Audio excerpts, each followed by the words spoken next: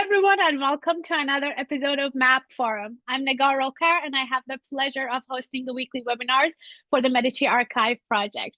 I am particularly delighted to welcome Professor Margaret Meserve today at MAP Forum. She's among multiple academic positions that she holds. She's a professor of history and Italian at the University of Notre Dame, and she's going to talk about one of her ongoing research projects today with us. Professor Meserve, thank you so much for accepting our invitation and for being with us today. Oh, it's a pleasure to be here. Thank you so much. An honor. So the whole screen is yours. Okay, I am going to share.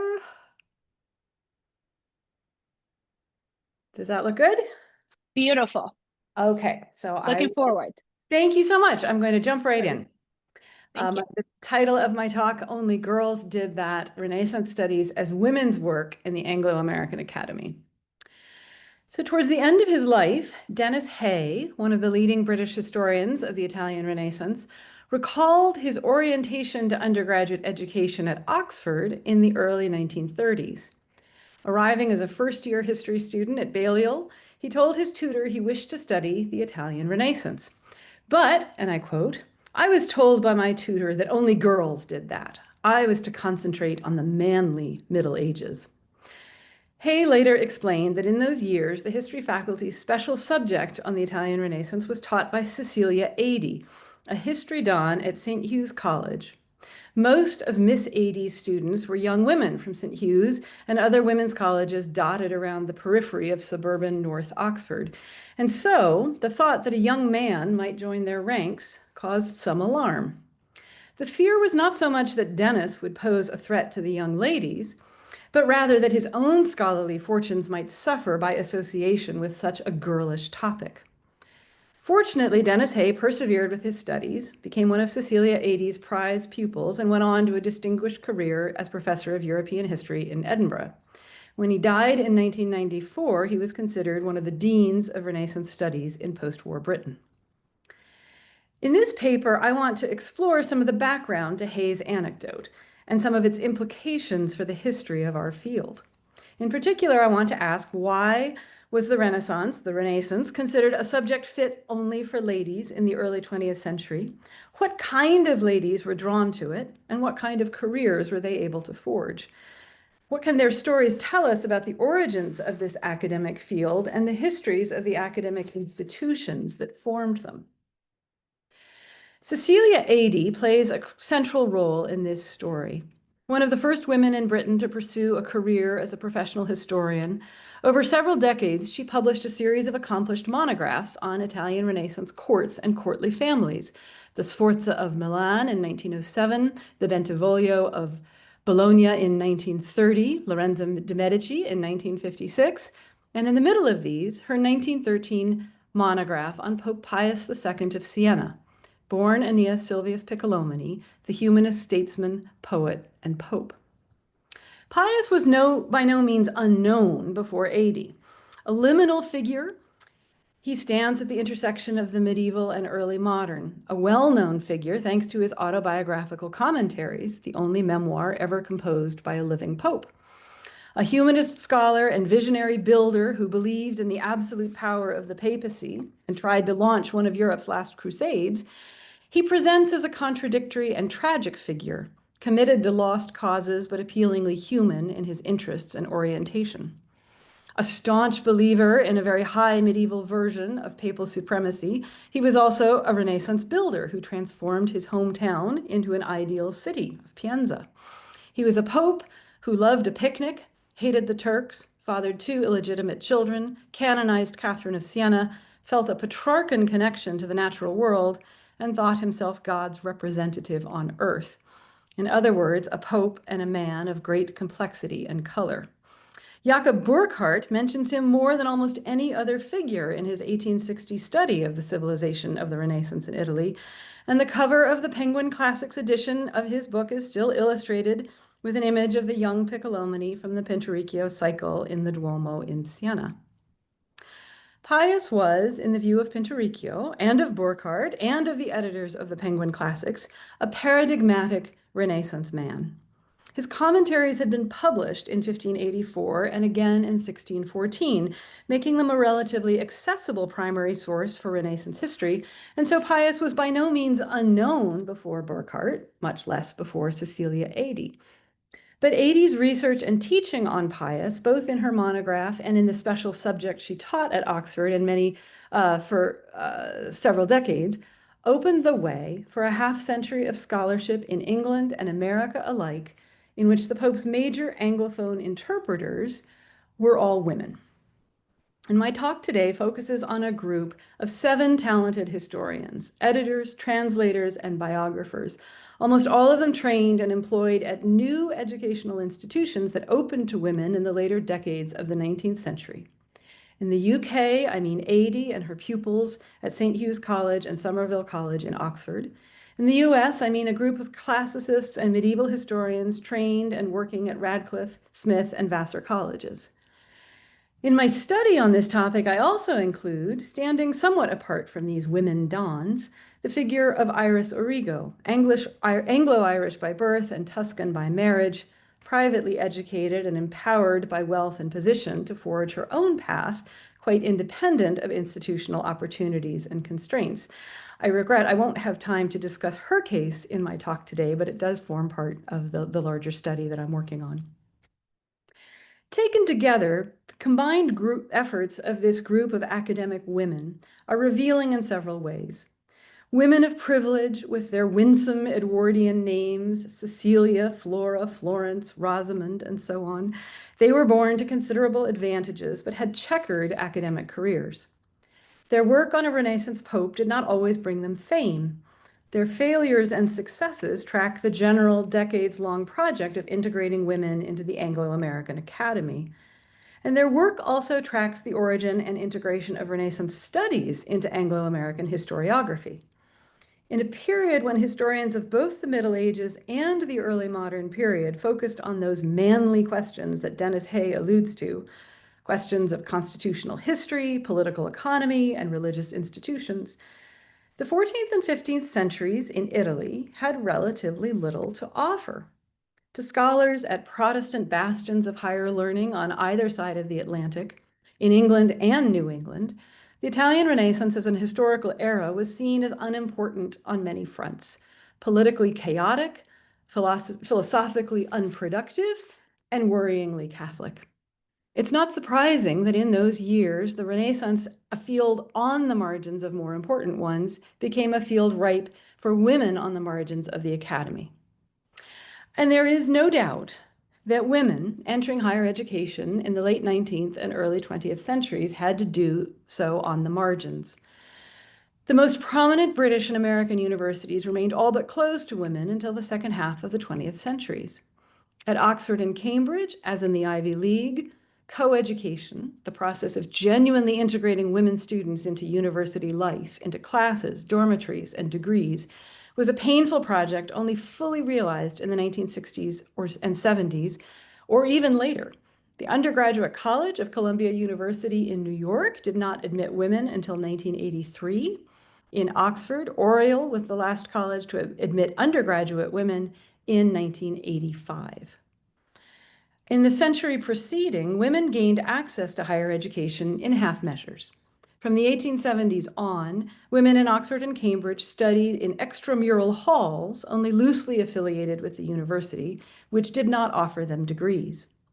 Students took their education on the literal margins of the city, in tutorials in suburban houses, at lectures in rented rooms, or if allowed into lectures in men's colleges, seated at separate tables guarded by chaperones. Only in 1920 were women allowed to matriculate at the university and to be awarded its degrees. Among the 8 colleges of the American Ivy League, some like Harvard, Columbia, and Brown followed the British example, with colleges like Radcliffe, Barnard, and Pembroke providing a separate and unequal education within the larger university structure. But unlike in the UK, there were also independent women's colleges like Vassar, Bryn Mawr, and Smith that centered the experiences of women students and women faculty on campuses purpose-built for women, offering a genuinely independent education. And it's worth keeping these distinctions in mind as we examine the careers of Renaissance scholars working on the margins of male universities versus those who forged careers at independent women's colleges or as completely independent scholars. So the matriarch of the first group, the academic women, was Cecilia Adey, born in 1881. Her father, an Oxford-educated clergyman, her mother, daughter of Northamptonshire gentry, a well-connected amateur historian and devotee of all things Italian. Julia Cartwright was her name, and she was a prolific writer, author of popular books on Italian gardens and Isabella d'Este, Mantegna, Botticelli, Raphael, and Castiglione. She educated her only daughter, Cecilia, at home, teaching her Latin, Italian, German, and French. When Cecilia reached her teenage years, her mother took her on trips to Italy, where they toured galleries and churches and stayed in the Venetian palazzo of a titled friend. At 19, Cecilia won a scholarship to St. Hugh's Hall in Oxford, which she entered as a student of modern history in October 1900. At Oxford, she studied with the historian Edward Armstrong, who had been a classmate of her father's at Exeter College, and that was how they were introduced. He, at Armstrong, was about the only Oxford don to teach Italian history in those years, offering special subjects on the age of Dante and the history of the Italian wars, which Adey completed in her second year. Armstrong was sympathetic to the cause of women's education, and he had gathered several women students to work with and for him on Italian topics, and he would be Adey's patron for many years. After she earned a first in modern history in 1903, Armstrong invited her to write a book on the history of Milan for a series on the city-states of northern Italy that he was editing for a trade publisher. He had already enlisted 3 other women, Alice Allen, Margaret Robertson, and I.B. O'Malley, to draft volumes on Verona, Mantua, and Parma. Adey would be the only one to finish her assignment, and this is not surprising. Once they had finished their undergraduate studies, turn-of-the-century Oxford women had little access to further scholarships or college affiliations to support their research. It would have been very difficult for most to find the materials, much less the time and space to continue independent research. And here Adey's own background came to her aid. After completing her studies in Oxford, she returned home to Surrey, and with her mother's help, she was able to do research for her book in the British Museum. And on her occasional returns to Oxford, Armstrong himself gave her the run of his private library in his house. He also steered her towards a more popular, less academic style of writing, urging her to, quote, take out the battles from her Milanese history, and to put in more anecdotal detail about arts and architecture and gardens and music in order to increase the book's popular appeal. Others also pushed Adey toward a more popular style of history writing. While Milan under the Sforza, which was published by Methuen in 1907, was in production, the publisher, Algernon Methuen, prompted by another Oxford professor who knew of Adey's work, contacted her directly to ask if she might like, and I quote, to do a book on some personality in Italian history. The books which I am arranging take an attractive and romantic personality, and round this they group a description of the society of the times and give a gallery of contemporary portraits. Is there any personality which appeals to you and on which you would care to write such a book? The kind of book that Methuen was after was not unlike those that Adey's mother had produced. Vivid and chatty life and times biographies of some charismatic historical character, mixing anecdote and local color. After trading some other names back and forth, Adey finally suggested a biography of Pope Pius II, and this was an idea that Methuen liked very much. To gather material for the book, Adey would again draw on the support of her mother and her former tutor, Armstrong. In the summer of 1909, her parents took her to Italy to see places and buildings connected to Pius's biography, touring sites in Siena, Rome, and Pienza. But travel was not enough. To pursue the project, Adey also needed access to sources. There were copies of Pius's commentaries in the British Museum and at the Bodleian, but Adey was again living at home, far from either city. And this was not yet the age when an unmarried woman could simply move to the big city to pursue independent research. So Adie's mother, Julia Cartwright, called in a favor. She wrote to the widow of Mandell Creighton, the late papal historian and Bishop of London, who happened to own a copy of the 16th century edition of Pius's commentaries. The widow sent the volume to Cartwright. Cartwright gave the volume to Cecilia and offered her others from the late bishop's collection. With these in hand, and with the support of her parents in their comfortable country home, Adie was able to forge ahead with her biography of Pius. The book appeared in print in 1913 to positive reviews. By then, she had returned to St. Hugh's in a professional capacity, appointed tutor in modern history. And Adie would remain at Oxford for the next 5 decades, till her death in 1958. She survived a political shakeup at her college that I will not go into here, although it's a fascinating story. I can say more about it in the Q&A if people are interested in. She continued to publish articles and monographs on Italian subjects. She revived the special subject on the Italian Renaissance for undergraduates in 1927. She was awarded a D.Lit by the university in 1938 and taught generations of students, male and female alike. The St. Hugh's that she arrived at in 1900 was a serious but slight institution, sometimes characterized as little more than a boarding house for the daughters of Edwardian clergy. In the early years, her scholarship was clearly advanced by her family's wealth and connections, especially those brokered by her mother. Influential elders pushed her to write in a more popular, less academic vein, but their support also helped her to make a name for herself as a historian. And these circumstances, in turn, allowed her to remain at Oxford and build a more solid institutional setting for both women students and the study of the Renaissance in the decades that followed. Adie had 2 students who carried on her interest in Pius II. Flora Grierson enrolled in Somerville Hall, another of the women's colleges in early Oxford, in 1918. One of 5 daughters of Sir Herbert Grierson, literary critic and chair of English literature at Edinburgh University, Flora grew up in the tight academic and social circles of Aberdeen and Edinburgh, a childhood of music lessons, tea parties, and balls. G.K. Chesterton and William Butler Yeats were visitors to the Grierson house. Yeats once bowed to 3-year-old Flora and gravely kissed her hand. From an early age, she was marked out as the brilliant one among the sisters. They also were accomplished. One went to art school, another became a concert pianist, but it was Flora their father sent up to Somerville Hall, where, her younger sister later wrote, she shed her stays and her spectacles and gave free rein to a natural taste in clothes, undaunted by poverty. In 1920, women were granted the right to university degrees, and Flora emerged with an Oxford BA in 1922, as well as a new sense of freedom after her straight-laced Scottish childhood.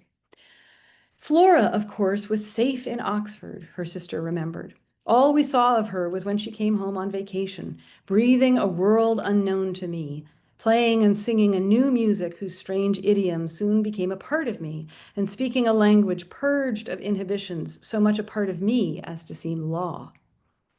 One has to read between the lines to understand what inhibitions her sister meant. She hints that Flora lived a life unconventional for the times, but says nothing explicitly. Quote, Flora had escaped to Oxford and flourished beyond the reach of family influence, and sometimes beyond college bounds, but of that we knew nothing. It was the beginning, she continues, of the long struggle that was to follow, the struggle for truth, which even today is not wholly resolved. We know that in these years, Flora began a lifelong relationship with Joan Shelmerdon, a modern languages student a year behind her at Somerville. The 2 moved to London for most of the 1920s, where they shared a flat and worked on books. Each published her first in 1929. Grierson's was a chatty literary guide to Edinburgh called Haunting Edinburgh, graced with full-color illustrations by a friend, Catherine Cameron. And the combination of art and literature, scholarship, and fine press printing was a passion for both Shelmerdon and Grierson. In 1929, Grierson published a translation of Pius II's Tale of Two Lovers, an early novella written years before he became pope in a limited fine press edition. And we know from other sources that it was under Cecilia Adey that Grierson had first encountered Pius's writings. The book was beautifully produced, but, and this is a mark of Grierson's scholarly rigor, it was also based on a critical edition of the Latin text published lately in Budapest, and this was a fact that reviewers admired. And her translation of Piccolomini's Crisis also dates to these years. In 1930, the pair took a cottage in Surrey where they opened their own letterpress print shop, the Sampson Press, that produced chapbooks of poetry, much of it Scottish, written and illustrated by friends, and broadsides and greeting cards, which they sold to help cover their costs. Grierson also kept up with academic work. In 1931, she applied for and was awarded a traveling fellowship from Somerville to work on a translation of Pius's commentaries. And here you see an entry from the college ledger awarding her the funds. Where Adey in 1907 had relied on a family friend to secure an early edition of Pius's text, Grierson in the 1930s was able to travel to Rome. She spent the winter of 1932-3 at the Vatican Library, wrestling with knotty textual problems in the autographed manuscript of Pius's text. She worked at the translation for another 3 years, but in 1936, tragedy struck. The couple's printing shop and home and all of Grierson's work on Pius burned in a fire. The pair soon began operations anew in Woodstock, the village just north of Oxford, where they lived the rest of their lives. Grierson tried valiantly to reconstruct her work on Pius. She won another grant from the Pilgrim Trust to order new photostats of the manuscripts from Rome, but even here there were mix-ups, which I'll get to in a minute. And by the time the war broke out, she had a complete English translation of the text. This was the first translation ever of the commentaries of Pius into any language, and a major achievement.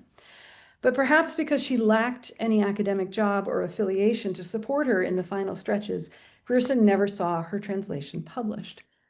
And I reproduce here some items from the Somerville College archives just to underscore the difficulty of her work in these years.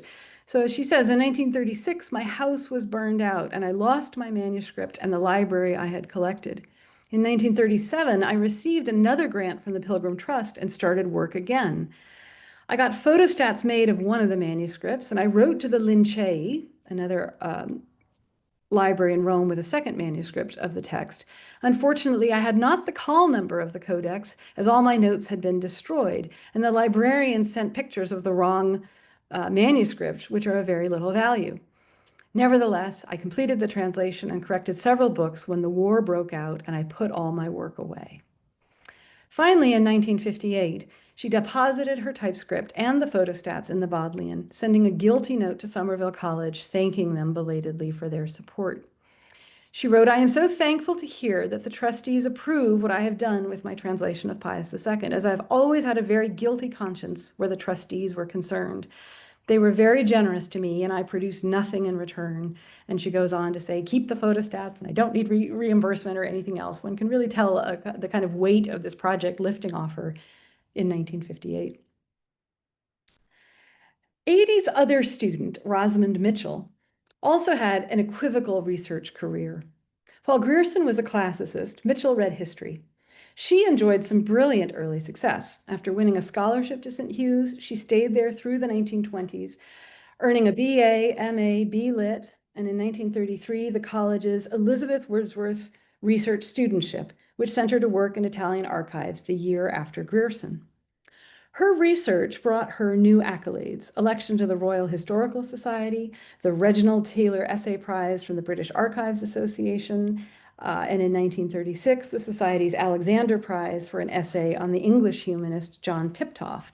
And she followed this with articles published in leading journals like the English Historical Review, Italian Studies, and the Library, and a monograph on Tiptoft in 1938, for which Adey published a warm review. But in 1938, Mitchell, then aged 36, married the brother of a Somerville classmate, and this put a temporary end to her academic career. A biographical note on the book jacket of a later book offers a patronizing and not entirely believable account of her retreat from scholarship. Her husband, who had been badly wounded in the First World War, was running a fruit farm and market garden. For the next 12 years, his wife helped him in these activities. In particular, she made wreaths, which, she says, she found a very congenial occupation. The couple retired from the garden business in 1946. Mitchell had not abandoned her scholarly work entirely. In 1950, she and a sister-in-law, also a Somerville alum, published a synthetic survey, A History of the English People. In 1952, she won a Leverhulme grant, which allowed her to begin archival research again, and she published a book on John Free in 1955. More grants from the Pilgrim Trust and the British Federation of University Women allowed further research in Italy, leading to the book for which she's best known, The Laurels and the Tiara, Pius II, 1458-1464, published in London by a trade press, Harville, in 1962. And no English language biography of the Pope has yet replaced it. In her preface, Mitchell singled out Cecilia Adey for special thanks, calling her my tutor and friend who first kindled my enthusiasm and whose book on Pius II was the starting point of my studies. But it was Flora Grierson to whom she dedicated the book, and Grierson whom she called out for special praise in several asides, lauding her friend's unpublished translation of the commentaries and stressing that she had chosen to quote from the typescript in the Bodleian rather than from a rival translation that had recently appeared in print in America. Mitchell's tributes to her friend are poignant. One senses her frustration that Grierson had not somehow managed to see her work into print, nor to win the accolades she deserved, while a pair of American scholars, starting later, had taken the prize of first publication instead. And this American translation, I can move this over here, had appeared serially over the past 2 decades in a fairly out-of-the-way journal, the Smith College Studies in History, product of a collaboration between an American classicist and an American medieval historian, both employed at Smith. And a comparison of the timelines between the two projects, Grierson's on the one hand and Gragg and Gable's on the other, both starting in the 1930s and continuing up into the late 1950s, may suggest an explanation for Grierson's failure to publish, which Rosamond Mitchell so regretted. In 1937, Flora's father, the Professor Herbert Grierson, made a tour of American universities, lecturing at Chicago and Johns Hopkins, receiving honorary degrees from Princeton and Columbia, and giving a set of lectures at Smith College as well. On that trip, he brought his daughter Flora with him, remarking in a diary, "Flora came with me for the voyage and stayed in New York for a few days. Thence we proceeded to Northampton, where Flora and I walked about knowing practically nobody. She returned by boat on February the 3rd. Sounds like kind of a grim trip. It's possible that Flora, who had been working on her translation of the commentaries for 5 years by then, met Gragg or Gable while in Northampton, or at least discovered their publication of books 1 and 2 of the commentaries in the Smith College Studies that appeared in January of that same year. The discovery, if it happened, would have been demoralizing. Flora did continue work on her project for another year or 2, but as we've seen, she never sought a publisher. Then came the fire, and eventually she deposited the typescript in the Bodleian some 20 years later, perhaps on Mitchell's urging. And so here, from the effusive Society of St. Hugh's and its connections to London's literary and publishing world, I want to turn to the more puritanical groves of academic New England and the formidable classical scholars of Smith College and Bryn Mawr.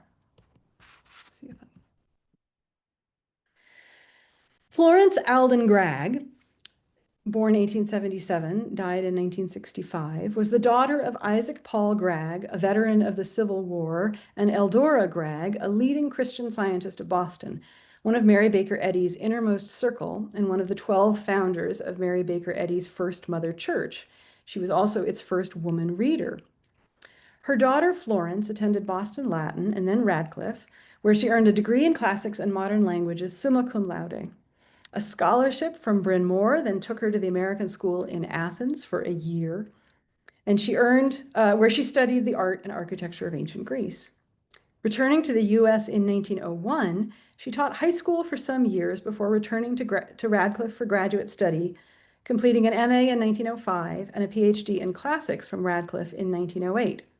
She then spent a year teaching at Vassar, and in 1909 took a job at Smith, where she would remain for the rest of her career, some 55 years.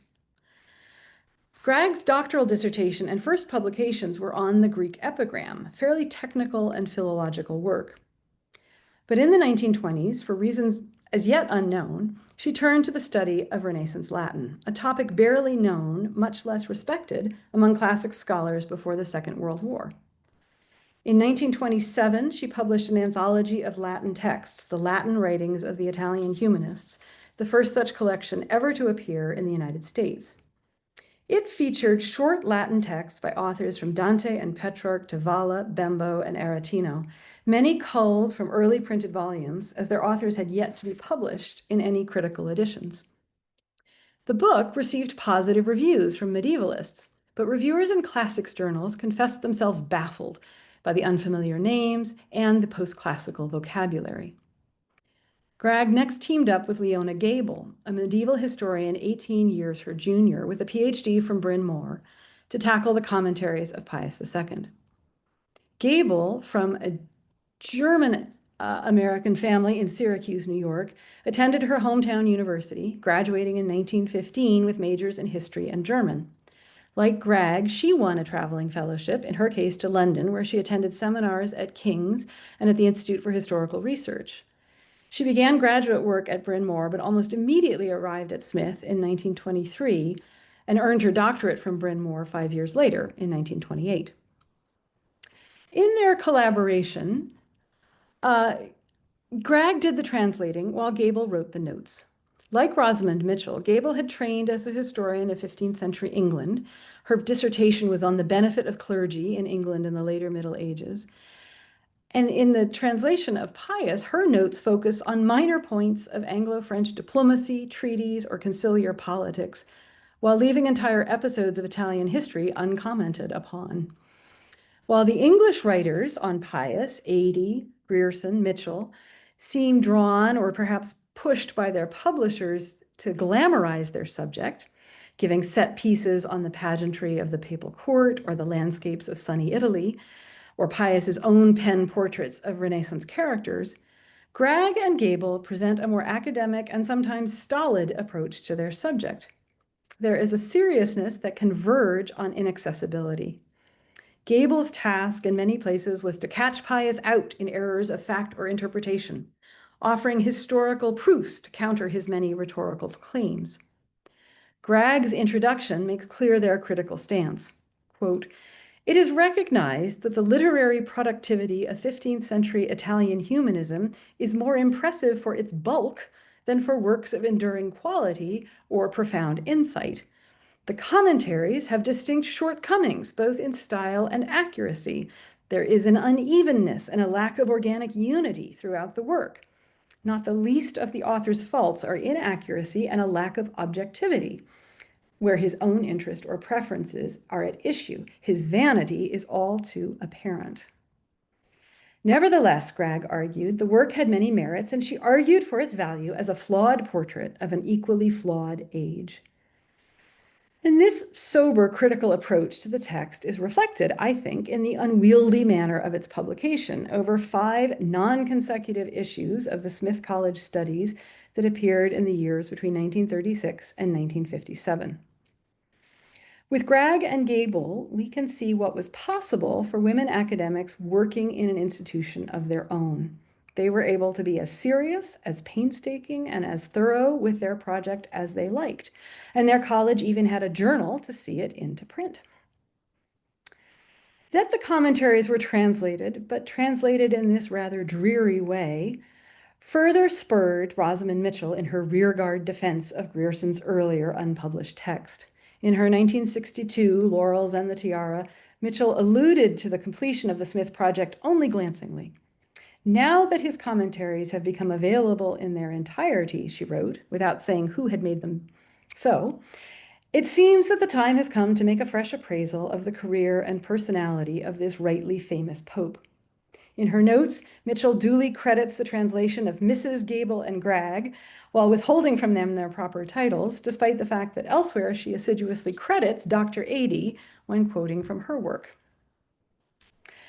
My final scholar bridges the gap between these two groups of scholars and their British and American worlds, and her career reflects various themes seen in their earlier stories.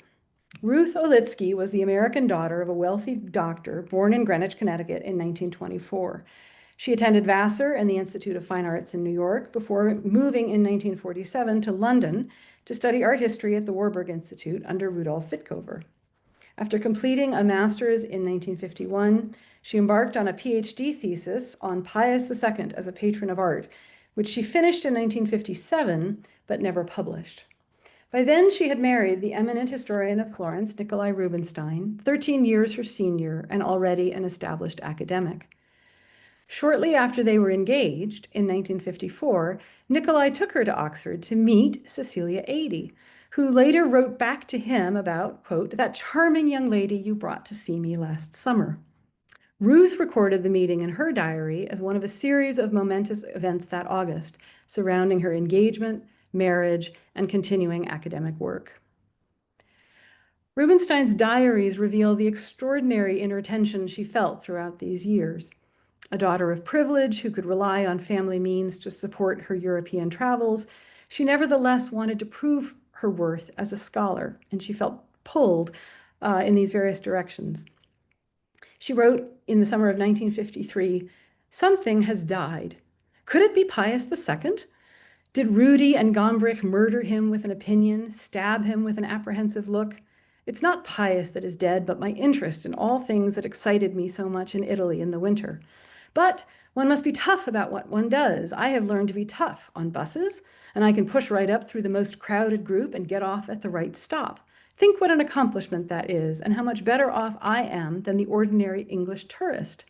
Not that one should push one's way to a PhD, though one could so wish some firmness of purpose." And she reflects constantly on her own ambivalence about the value of her project and her own ability to see it through. She did eventually finish her thesis under Ernst Gombrich and took a job in the photographic collection at the Warburg, where she remained till her death in 2002. Her dissertation was more sophisticated than anything Adie or Mitchell published, relying on archival sources as well as literary manuscripts, and focused on a critical question in the history of art. But she only published a single chapter of it in an edited volume of the mid-1960s. Here I'll conclude. Cecilia Adie established Renaissance studies in the UK as a field of study, but she was not able to make it quite respectable. In the succeeding years, the field of Renaissance studies was completely transformed by the arrival of German Jewish emigres who fled Nazi persecution and found new scholarly homes in both the UK and in the States, and set the field on new methodological footings. It was they who truly established the field in a way that neither Adie nor Florence Gragg ever could. In the process, they created less room for women students of subsequent generations. After Adie's death in 1955, a group of her students and colleagues published a festschrift in her honor. Every chapter came from a male scholar, including Dennis Hay and Ernst Gombrich, Ruth Rubinstein's supervisor, and Nikolai Rubinstein, Ruth's husband. No sign of Ruth herself, nor of Flora Grierson. Rosamond Mitchell was tasked with compiling the index. Later editions of the book elided its purpose and identity as a festschrift for Adie entirely. It was simply republished as Italian Renaissance Studies. I don't mean to end on an entirely sour note. What I take away from these women's labors is a story of marginalization, but also perseverance. They came from privileged backgrounds and enjoyed the support of accomplished parents who believed in women's education. They worked hard and took advantage of all they could in an evolving academic infrastructure, scholarships, traveling fellowships, increasing access to sources, archives, and reproductions, publishing contracts, teaching assignments, and for some, permanent jobs. And here I want to pause and insert an entirely personal note. The stories of women scholars and their engagement with Pius II, which I've traced today, resonate in some remarkable ways with my own professional career, where some remarkable opportunities and coincidences have caused my own path to cross with that of Pius II several times. Not even a senior in high school, an inspired Latin teacher put Florence Aldengrag's volume of Latin writings of the Italian humanists before my 16-year-old self as a sight reading exercise. Together, we wondered at the ambition and presumption of Piccolomini as a prose stylist. At 21, I started graduate work at the Warburg Institute in London, where Ruth Rubinstein became a friend and mentor and advisor to me as I progressed in my research on the Italian humanists of the 15th century. Shopping in a used bookstore in nearby Museum Street, I happened on the copy of Rosamund Mitchell's biography of Pius with the book jacket and its astonishing account of Mitchell's subordination of her career to her husband's horticultural business. The tensions between scholarship and family life were never entirely a thing of the past. At 26, I married my husband at St. Margaret's Church in North Oxford, where he was holding a junior research fellowship at St. Hugh's College, endowed in honor of the same scholar, Elizabeth Wordsworth, who had endowed the fellowship Rosamund Mitchell held at Somerville College some 60 years before.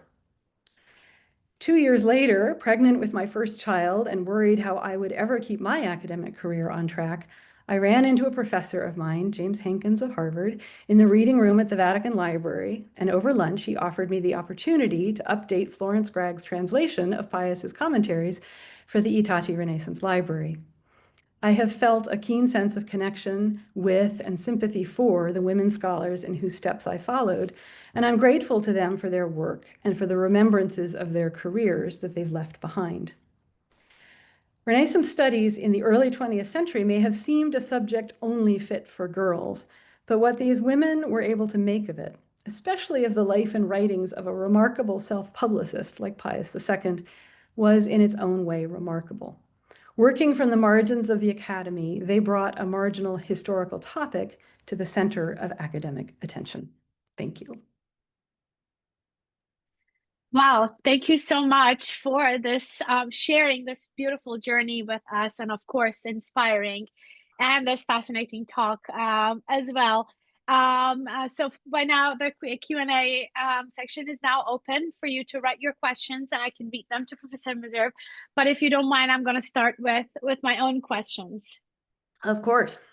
Thank you so much, especially for the last part of your talk, as you share this kind of personal journey of your own exposure to this, because that was one of my questions. How did you end up with this topic and this whole exploration of early 20th century women's colleges and and their research? So that was really inspiring. Thank you again. But now my question is, how do you think that this gendered, academic, research impacted the interpretations of this period and the topics that you explored? Well, thank you. It's interesting because I think there are sort of two different almost strands to follow there. One is, and you can see this all the way back into the 19th century, the Edwardian, even the Victorian period, a very typically British glamorization of the Italian Renaissance. And, it really is, it's a multidisciplinary field. It's oriented in many ways towards people who've been traveling in Italy or resident there. I think about the talk last week about these sort of communities of expatriates who are living and collecting and kind of absorbing this culture. And so for them, this is a period of art and architecture and gardens and artists and biographies. And in many ways, I think the way that the authors of the period, a Pius II, a Vasari, the way that they present these stories, and people just becomes rather uncritically accepted as this is the narrative that one is trying to kind of recycle into these trade publications, taking out the battles and putting in sort of more of the color and the fun. On the other hand, when academics, male or female, but try to subject the period to the same kind of methodological scrutiny that, say, is happening in the development of medieval studies or early modern studies or diplomatics, you see a kind of skepticism about it, and the material almost can't hold the weight. And so one of the things that's fascinating to me are the reviews of these early translations that come out, or critical studies, where classicists are sort of throwing up their hands and saying, we can't make sense of this material. It's unclear why anyone would want to read it. It doesn't make sense. It's not worth the time. And I think that you see that sort of disconnect of trying to force these primary materials into the structures of other disciplinary kind of conventions.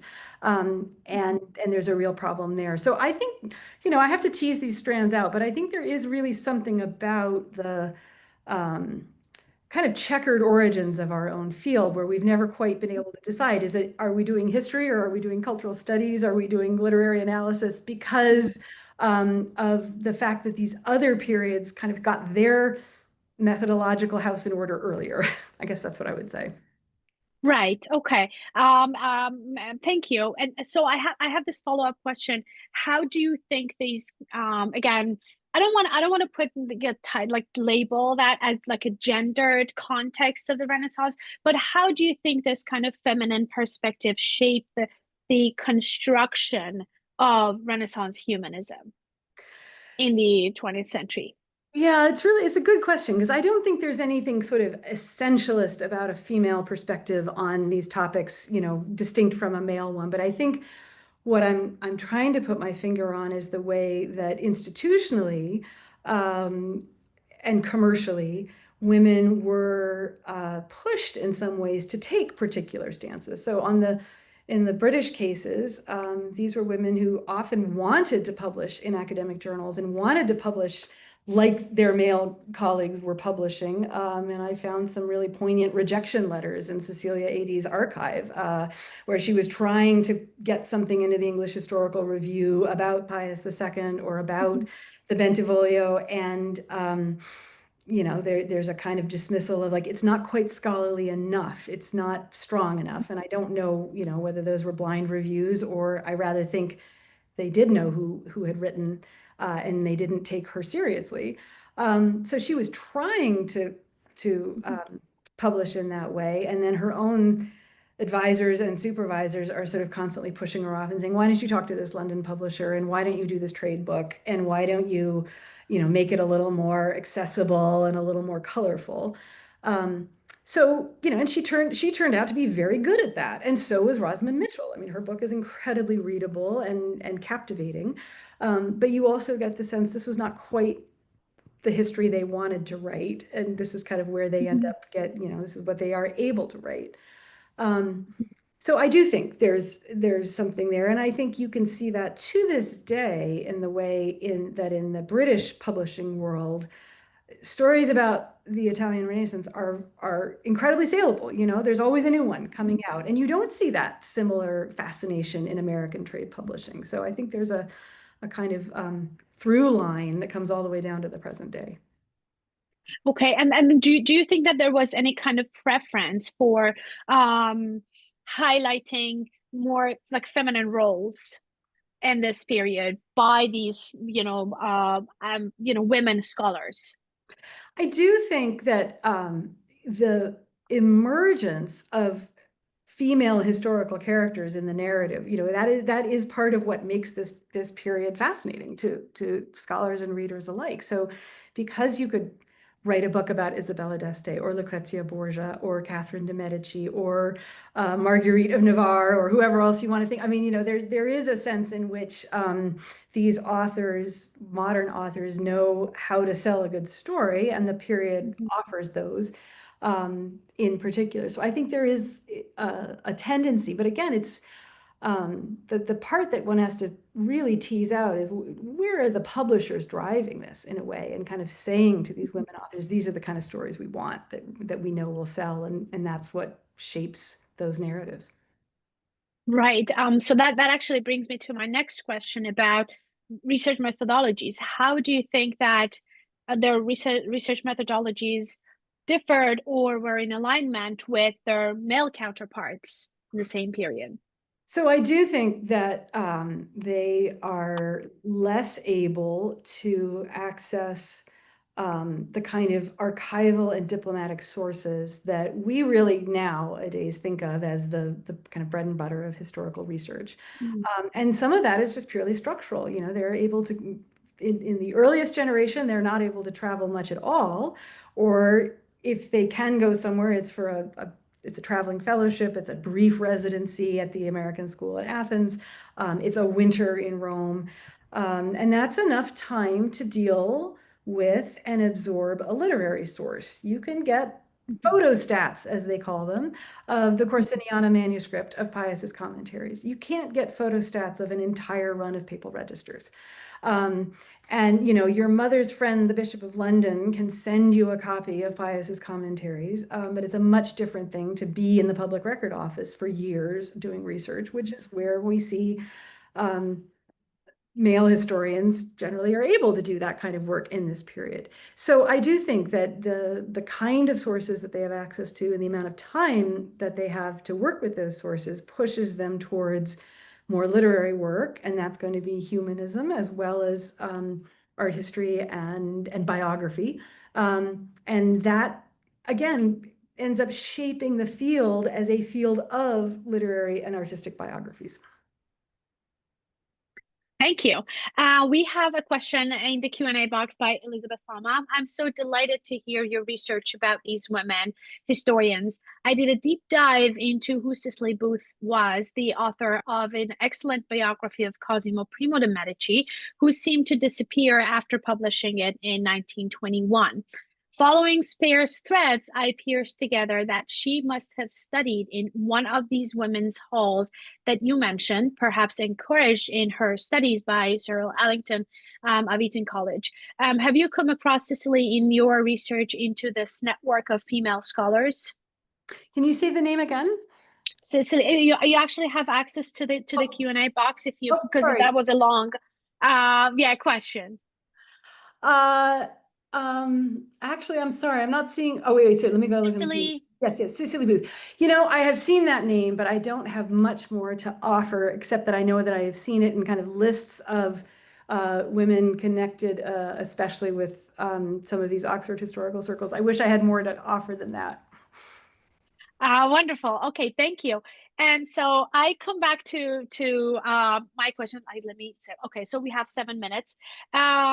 So my initial exposure to your scholarship, as I explained it to you before the talk started, was Empires of Islam and Renaissance historical thought. So how did you shift? I can't say like an entire shift, but how did that evolve from 2008 to now that we're talking about early 20th century female scholars on working on Renaissance? So thank you for that. And thank you for the kind words about the earlier book. It is a book about scholarship on the Ottoman Turks.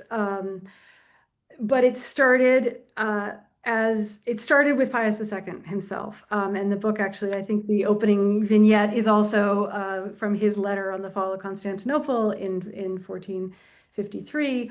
And so in some ways, what I wrote that book almost as an extended commentary on Pius's own comments about the fall of Constantinople and the rise of the Ottoman Turks, because I was really curious to know how did his opinions about the Turks come into formation, and what sources and what resources did he have at his disposal in order to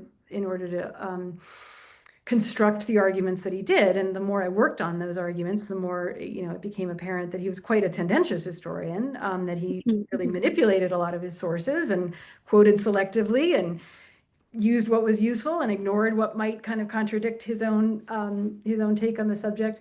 So in the end, the project sort of spiraled into Mhm.